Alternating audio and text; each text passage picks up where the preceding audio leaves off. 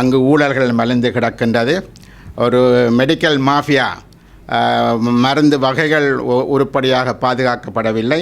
இவை சுத்தமாக சீரழிவுகள் இல்லாமல் நடைபெறுகின்ற விடயமே இல்லை. வைத்தியத்துறையில் எல்லா இடங்களிலுமே பிரச்சனைகள் மலிந்து போய் கிடக்கிறது. வடக்கு மாகாணத்திலும் அது மலிந்து போய் இருக்கிறது என்பது ரகசியங்களை அல்லது அந்த ஊழல்களை அல்லது அந்த நிலைமைகளை வெளிக்கொண்டு வந்ததற்கு அவருக்கு நாங்கள் நன்றி சொல்ல வேண்டும். கொழும்பில் இருந்து தான் எனக்கு நியமனம் கிடைத்தது, ஆகவே கொழும்பில் இருந்து சொன்னால் மாத்திரம்தான் நான் ஏற்றுக்கொள்வேன் என்று கூறுவது போன்ற விடயங்கள் ஒரு மெடிக்கல் மாஃபியா என்பது இலங்கை முழுக்க செயற்படுகிறது என்பதில் மாற்று கருத்துக்கள் கிடையாது. பல்வேறுபட்ட விதமான விடயங்கள் தொடர்ந்து வந்து கொண்டிருக்கின்றன. அவை சரி பிழைகள் என்பதற்கு அப்பால்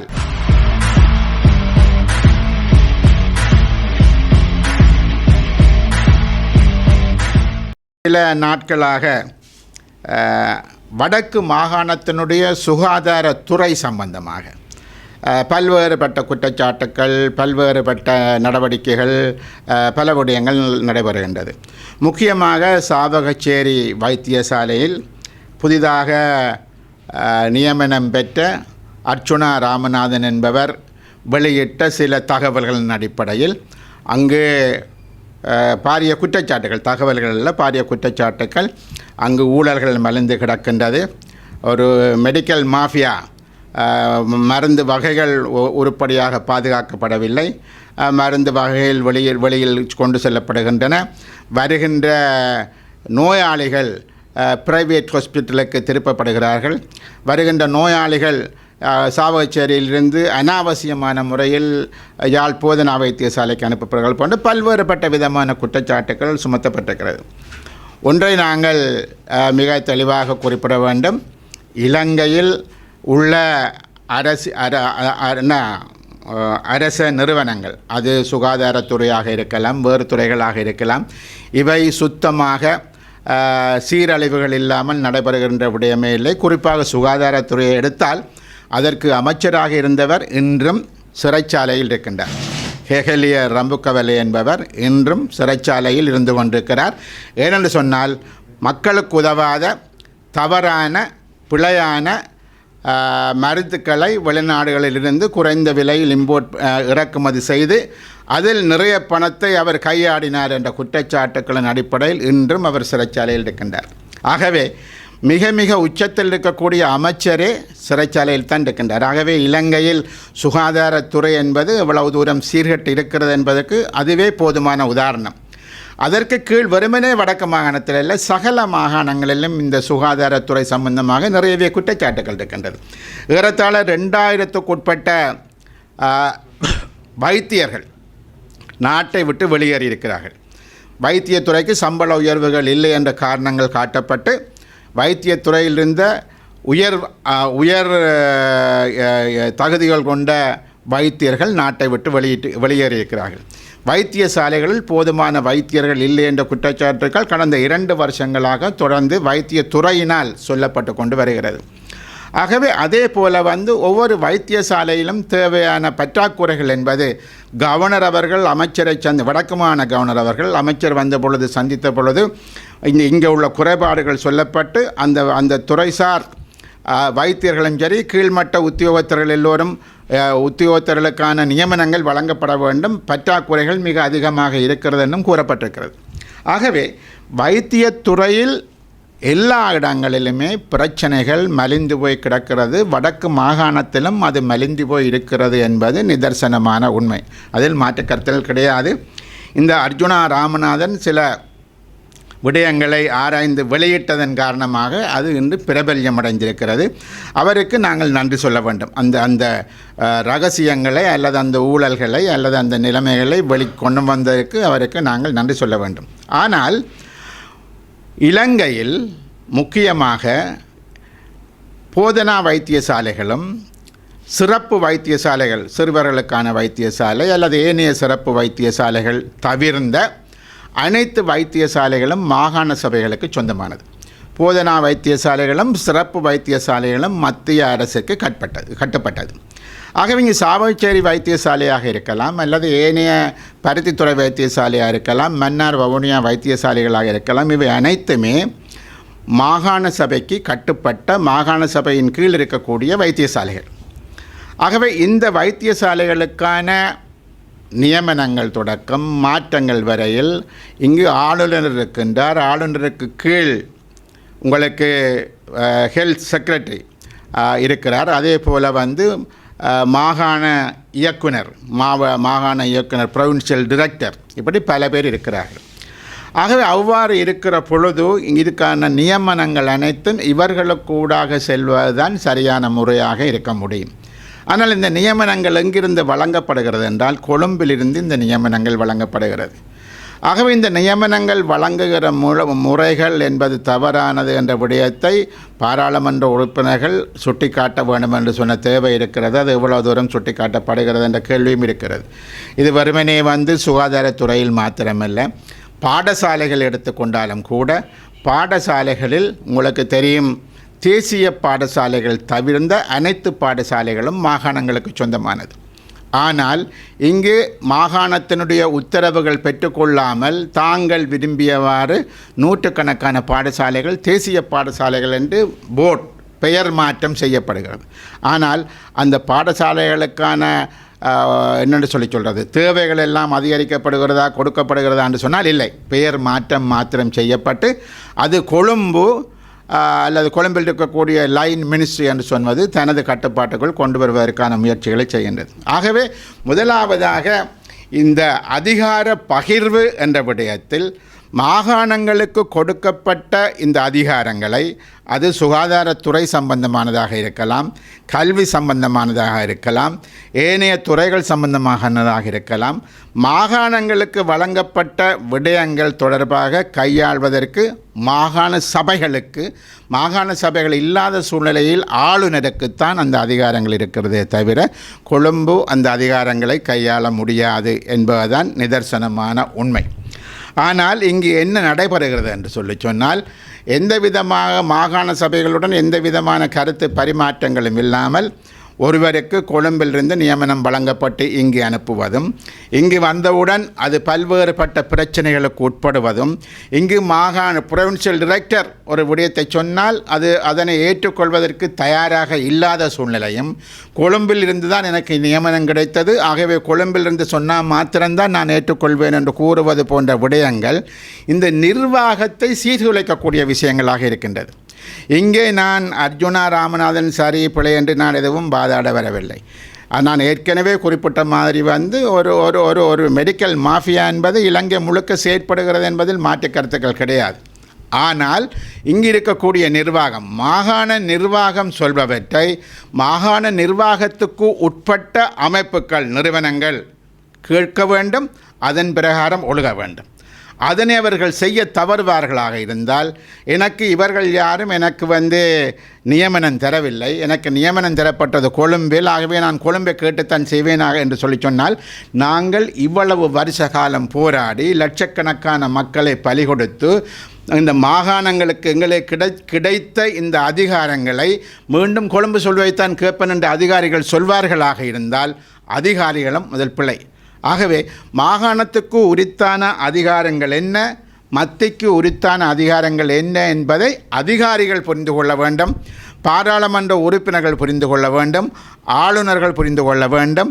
அதன் பிரகாரம் நடந்தால்தான் அந்த மாகாணத்துக்கு கட்டுப்பட்டு மாகாண நிர்வாகங்கள் நடக்கும் என்பதை நான் இந்த நிலையில் சொல்லிக்கொள்ள விரும்புகின்றேன்.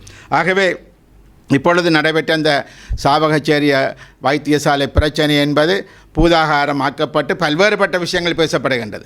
ஆகவே அதில் நாங்கள் நாளாந்தம் பார்க்கின்ற பொழுது ஃபேஸ்புக்கிலும் அல்லது யூடியூப் சேனலிலும் பல்வேறுபட்ட விதமான விடயங்கள் தொடர்ந்து வந்து கொண்டிருக்கின்றன. அவை சரி பிழைகள் என்பதற்கு அப்பால் இந்த நியமனங்களும் இந்த மாற்றங்கள் போன்ற சகல விடயங்களும் மாகாணங்களுக்கு குறித்தானதாக இருந்தால் அது மாகாண மட்டத்தில் செயற்படுத்தப்பட வேண்டும்.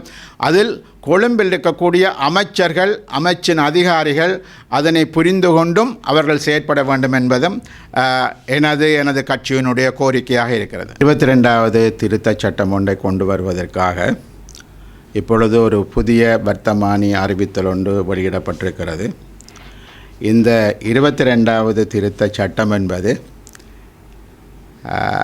ஜனாதிபதி ஒருவர் 6 வருஷ காலம் தனது கடமைகளை செய்யலாம் என்பதை மாற்றி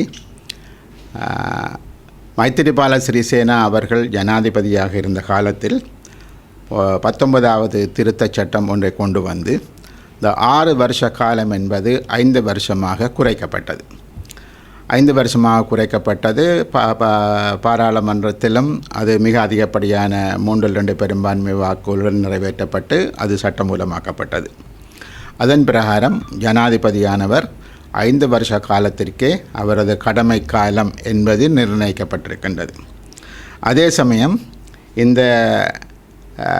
இதில் ஒரு அதாவது இந்த 5 வருஷமாக மாற்ற வேணும் என்று சொல்லக்கூடிய ஒரு இடத்தில், பல இடங்களில் அது மாற்றம் செய்யப்பட வேண்டிய ஒரு இடத்தில் அந்த மாற்றம் செய்யப்படாதன் காரணமாக 6 வருஷம் முடிவில் அதனை எக்ஸ்டெண்ட் பண்ண வேண்டுமாக இருந்தால், ஜனாதிபதி காலத்தை கூடுதலாக எக்ஸ்டெண்ட் பண்ண வேண்டுமாக இருந்தால் அது 3/2 பெரும்பான்மை வாக்குகளுடன் சர்வஜன வாக்கெடுப்புக்கு போக வேண்டும் என்று சொன்ன அடிப்படையிலான ஒரு விடயம் உள்ளடக்கப்பட்டிருந்தது. அது மாற்றப்படவில்லை.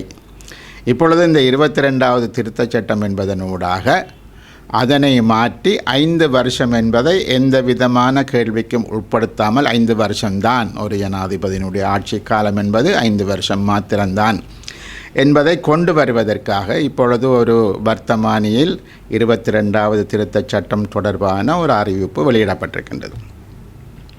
ஏற்கனவே இந்த ஜனாதிபதியினுடைய பதவி காலம் தொடர்பாக உயர் நீதிமன்றத்தில் வழக்கொன்று தாக்கல் செய்யப்பட்டு இது சரியான முறையில் இது வியாக்கியானப்படுத்தப்பட வேண்டும். இது 5 வருஷமா அல்லது 6 வருஷமா, இது இப்படியான வழக்கு போடப்பட்டு வழக்கு ஏற்கனவே 5 வருஷம் என்பது நீதிமன்றத்தினால் ஏற்றுக்கொள்ளப்பட்டு அவருடைய வழக்கம் தள்ளுபடி செய்யப்பட்டிருக்கின்றது.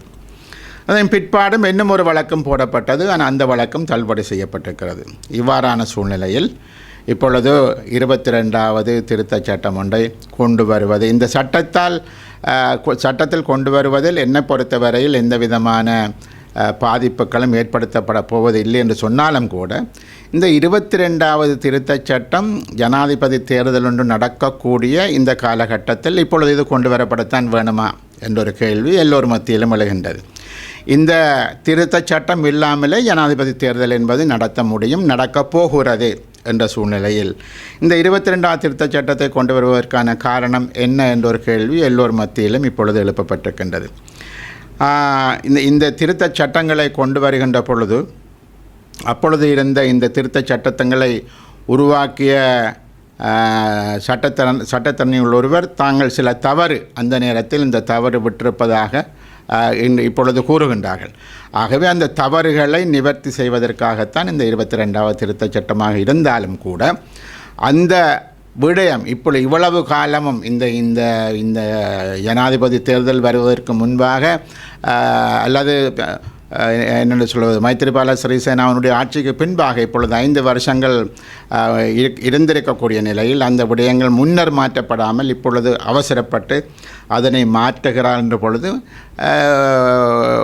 அரசாங்கத்திற்கு மேல் இவர்கள் தொடர்ந்தும் இந்த ஜனாதிபதி தேர்தலை குழப்ப முயற்சிக்கிறார்களா என்ற நம்பிக்கை இனங்கள் ஏற்பட தொடங்கியிருக்கின்றது. ஏற்கனவே இந்த ஜனாதிபதி தேர்தலை 1 வருஷம் பிற்போட வேணும், 2 வருஷம் பிற்போட வேணும், பாராளுமன்றத்தை பிற்போட வேணும் போன்ற பல கருத்துக்கள் முன்வைக்கப்பட்ட சூழ்நிலையில் இவை எல்லாவற்றைக்கும் நீதிமன்றம் சென்று நீதிமன்றத்தினுடைய உத்தரவுடன் தான் இப்பொழுது இந்த தேர்தல் நடைபெற இருக்கிறது.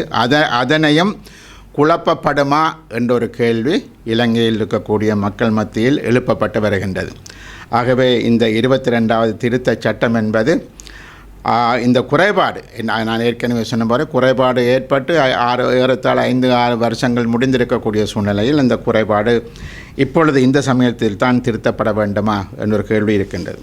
அதே சமயம் இந்த ஜனாதிபதி தேர்தல் தொடர்பாக உங்களுக்கு தெரியும் 1922ஆம் ஆண்டு தை மாதம் அளவில் உள்ளூராட்சி சபைகள் தேர்தலை நடத்துவதற்கான வேட்புமனுக்கள் கோரப்பட்டது. அந்த உள்ளூராட்சி சபை தேர்தலை நடத்துவதற்கான வேட்புமனுக்கள் கோரப்பட்டிருந்த சூழ்நிலையில் அதுக்கு பிற்பாடு அரசாங்கம் பங்குரோத்து நிலைக்கு சென்று விட்டது, அரசாங்கத்திடம் காசில்லை, தேர்தலை நடத்த முடியாது என்று காரணங்கள் கூறி அந்த தேர்தல் காலவரையின்றி ஒத்தி போடப்பட்டது. அப்பொழுது பல்வேறுபட்ட தரப்பாலும் கொண்டு வரப்பட்ட வேட்பு மனுக்கள் அதில் உள்ள பல பேர் பல வயதானவர்கள், பல பேர் பல நாடுகளுக்கு சென்றிருக்கலாம், பல பேர் இறந்திருக்கலாம். ஆகவே அந்த வேட்பு மனுக்கள் தொடர்பாக கடந்த 2 வருஷமாக ஒன்றில் அது கேன்சல் பண்ணப்பட்டிருக்க வேண்டும், அல்லது கட்டப்பட்ட காசுகள் திரும்ப கொடுக்கப்பட்டிருக்க வேண்டும். என்று சொன்னால் சுயேட்சையாக கேட்டவர்கள், கட்சி சார்பாக கேட்டவர்கள் எல்லோருமே பல கோடி பணத்தை இதற்கு வேட்பு மனுக்களுக்காக கட்டியிருக்கிறார்கள். அந்த காசுகள் மீள கொடுக்கப்படாது மாத்திரமல்ல, அவர்களில் பல பேர் இப்பொழுது இறந்து போயிருக்கிறார்கள், இப்பொழுது வெளிநாடு போயிருக்கிறார்கள். அந்த தேர்தல் தொடர்பாக எந்த விதமான அறிவித்தலும் இதுவரை தேர்தல் ஆணையத்திலிருந்து வெளிவரவில்லை. அது கேன்சல் பண்ணப்படவும் இல்லை, அது நடைபெறும் என்று சொல்லவும் இல்லை. ஆகவே இது ஒரு தொங்கு நிலையில்தான் அந்த உள்ளூராட்சி சபை தேர்தல்கள் என்பது இருக்கின்றது. இப்பொழுது தேர்தல் ஆணையாளர் கூறுகிறார், அரசாங்கம் நிதி ஒதுக்கினால் நாங்கள் உள்ளூராட்சி மன்ற தேர்தல்களை நடாத்துவதற்கு தயாராக இருக்கிறோம். ஜனாதிபதி தேர்தலுக்கு ஏற்கனவே நிதி ஒதுக்கப்பட்டிருக்கிறது. நிச்சயமாக இப்பொழுது நீங்கள் பார்த்தீர்கள் என்று சொல்லி சொன்னால் ஒவ்வொரு சிங்கள பாராளுமன்ற உறுப்பினர்களுக்கும் கொடுத்திருக்கலாம். அதை பற்றி எனக்கு தெரியவில்லை. தமிழ் முஸ்லீம் பாராளுமன்ற உறுப்பினர்களுக்கு அபிவிருத்தி என்ற பெயரில் பல கோடி ரூபா பணங்கள் ஒதுக்கப்படுகிறது. 5 தொடக்கம் 10 கோடி ரூபாய் பணம் ஒதுக்கப்படுகிறது. அது தமிழ் பாராளுமன்ற உறுப்பினராக இருந்தாலும் சரி, முஸ்லீம் பாராளுமன்ற உறுப்பினர்களாக இருந்தாலும் சரி, அவ்வளவு பெருந்தொகை பணங்கள் ஒதுக்கப்படுவதாக செய்திகள் வருகின்றது. அது மாத்திரமல்லாமல் புதிய லிக்கர் லைசன்ஸ் என்னென்று சொல்கிறது, மதுபான சாலைகளை உருவாக்குவதற்கான லைசன்ஸ் எல்லாம் எம்பிமாருக்கு வழங்கப்படுகிறது. ஆகவே ஜனாதிபதி தான் தேர்தலில் வெல்வதற்காக அரசாங்கத்துக்கு உரித்தான பல 100 கோடி ரூபாய்களை இப்பொழுது தனது வெற்றிக்காக அபிவிருத்தி என்ற பெயரில் பாராளுமன்ற உறுப்பினர்கள் ஊடாக செலவு செய்வதற்கான முழு நடவடிக்கைகளை மேற்கொண்டு வருகின்றார். அவ்வாறு அவரால் செய்ய முடியுமாக இருந்தால் கடந்த 2 வருஷங்களாக நடத்த முடியாமல் இருந்த இந்த உள்ளூராட்சி மன்ற தேர்தல்களை நடாத்துவதில் அவருக்கு இருக்கக்கூடிய பிரச்சனைகள் என்ன? மாகாண சபை தேர்தல்கள் என்பது நடத்தப்படவில்லை. மாகாண சபை இங்கு யாழ்ப்பாணம் வருகின்ற வேட்பாளர்கள், அதாவது யாழ்ப்பாணம் வருகின்ற ஜனாதிபதி வேட்பாளர்கள் தாங்கள் வந்தால் 13ஆவது திருத்தத்தை நிறைவேற்றுவோம் என்று பல்வேறுபட்ட உறுதிமொழிகளை ஜனாதிபதி சொல்கின்றார். எதிர்க்கட்சி தலைவராக இருக்கக்கூடிய சஜித் பிரேமதாசா சொல்கின்றார். ஜேவிபியினுடைய அனுரகுமார திசநாயக்கா சொல்கின்றார். ஆனால் ஜனாதிபதி மாகாண சபை தேர்தலை நடாத்துவதற்கான எந்த விதமான முகாந்திரமும் இல்லை, எந்த விதமான செயற்பாடுகளும் இல்லை. ஆனால் தான் ஜனாதிபதி தேர்தலில் வெல்வதற்காக பல 100 கோடி ரூபாய்கள் அரசாங்கத்தினுடைய நிதி இப்பொழுது வழங்கப்பட்டு கொண்டிருக்கிறது. அபிவிருத்தி என்ற பெயரில் அது வழங்கப்பட்டு கொண்டிருக்கிறது. அதனுடைய பொருள் உண்மையாகவே அபிவிருத்தி என்பதற்கு அப்பால் தான் தேர்தலில் வெல்வதற்காக இந்த சிறுபான்மை இனங்கள் என்று சொல்லக்கூடியவர்களுடைய வாக்குகளை பெற்றுக்கொள்வதற்காக அவ்வாறான முயற்சிகள் தொடர்ந்து நடைபெற்று கொண்டிருக்கிறது என்பதையும் நாங்கள் கவனத்தில் கொள்ள வேண்டும். ஆகவே உண்மையாகவும் நேர்மையாகவும் ஜனாதிபதி தேர்தல் ஒன்று இந்த நாட்டில் நடக்குமா என்ற கேள்வியை ஏற்கனவே இவ்வாறான நடவடிக்கைகள் உருவாக்கி இருக்கிறது என்பதை நாங்கள் மனசில் கொள்ள வேண்டும்.